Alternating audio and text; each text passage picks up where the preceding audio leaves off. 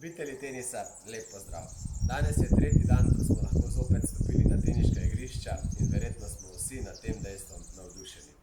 Še malo počakajmo, pa bomo lahko igrali tudi dvojice, lige, turnirje in vse bo tako kot prej na teniških igriščih. Do takrat pa poglejmo še nekaj dejstev. Danes se bomo osredotočili na izmah.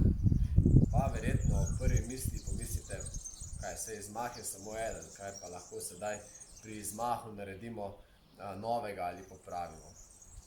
Pa bi vam rad danes pokazal, da je to razmišljanje malce zmotno. In sicer izmahov je ogromno vrst. Včasih so res da učili klasičen izmah.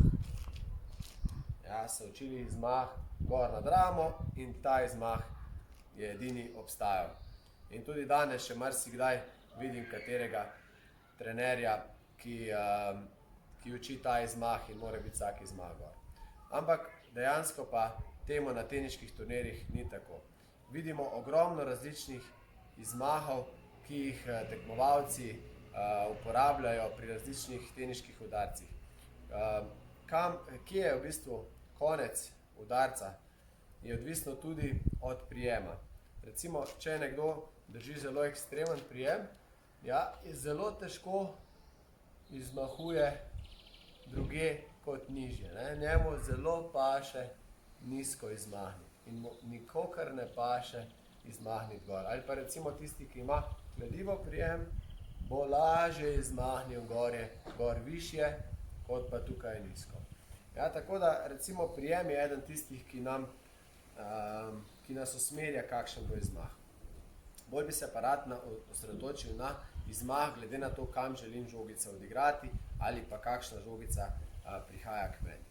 Pa poglejmo recimo, če odigram dolgo normalno žogo, se verjetno vsi strinjamo, da je lahko izmah visoko, klasični izmah. Kaj pa sedaj, če hočem jaz odigrati recimo kratko diagonalo ali cross, če mi temu rečem. Takrat, če bom jaz želel narediti ta izmah, mi bo žogca šla predolgo, me ne bo ubogala, ne bom moral odigrati dobre kratke diagonale. Ampak takrat moram jaz iti malo mimo žogice in izmah zaključiti zelo nizko. Recimo pri komolcu ali pa celo pri boku, odvisno od našega prijema. Se pravi, takrat grem jaz mimo žoge in je tukaj izmah. Enako je pri nizki, kratki žogi, če jaz žogo napadem, pa če bom takrat naredil, se pravi, žoga je kratka, nizka, če bom jaz takrat naredil gor izmah, mi bo šla predolga. Tudi takrat moram prej zapreti lopar in narediti nizek izmah. Izmah je drugačen tudi, če igram lob. Takrat, recimo, jaz največkrat rečem, da naj naredijo rafa izmah, zato ker gre izmah zelo gor na opično ali pa gre celo okrog glave. Tudi recimo v obrambnih situacijah včasih se takole rešimo s tem izmahom okrog glave.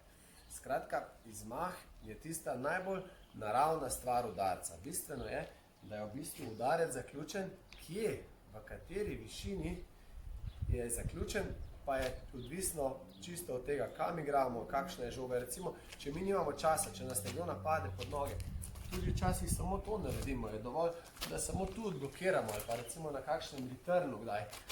Sploh ni časa narediti ali pa ni potrebe narediti izmah do konca. Se pravi, izmah naj bo posledica tistega, kar mi igramo. Recimo, če to pogledamo še na backhandu. Normalen backhand, potem pa imate kako kratko diagonalo, lob, ki gre zelo navzgor, ali pri dvoročnem enako, prej zapiramo, hitro blokiramo. Skratka, izmah je posledica nečesa, kar se dogaja na teniškem igrišču in utopično je razmišljati, da ga moramo mi na silo peljati navzgor ali kam drugam. Tako, to je bilo nekaj razmišljanja o teniškem izmahu. Poskusite to na teniškem igrišču, bodite pozorni na to, kakšne izmahe delate, v kateri situaciji in boste videli, ali vam gre izmah na različne pozicije ali imate vedno enak izmah za različne udarce. Pošljite mi videe, vprašanja, da vam lahko pomagam, do takrat pa ostanite zdravi in se vidimo jutri v novem videu. Lep pozdrav!